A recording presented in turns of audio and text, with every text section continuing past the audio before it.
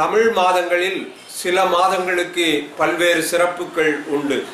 மாதங்களில் மார்கழி என்றெல்லாம் பாடல் வரும். அதை போல ஒரு ஆன்மீக சிறப்புமிக்க மாதம் கார்த்திகை மாதமாகும். கார்த்திகை மாதம் மாலை அணிந்து கடுமையாகவே விரதம் இருந்து பார்த்தசாரதியின் மைந்தனை நாங்கள் பார்க்க வேண்டிய தவம் இருந்தோமே என்று பாடி ஐயப்ப பக்தர்கள் எல்லாம் தங்களுடைய வழிபாட்டை மிகச் சிறப்பாக நடத்துகிற மாதம் இந்த கார்த்திகை மாதம். சுடரொளி என்று சொல்லக்கூடிய திருவண்ணாமலை தீபத் திருவிழா நடக்கிற மாதம் இந்த கார்த்திகை மாதம். திங்கட்கிழமை தோறும் சோமவாரம் என்று சொல்லக்கூடிய சிவ வழிபாடு சிறப்புடன் நடக்கிற மாதம் இந்த கார்த்திகை மாதம்.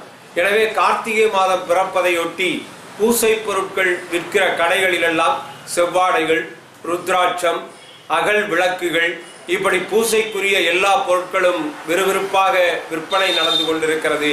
அந்த வகையில் கார்த்திகையை ஆன்மீக பக்தர்கள் விரத மாதமாக மேற்கொள்ள இருக்கிறார்கள்.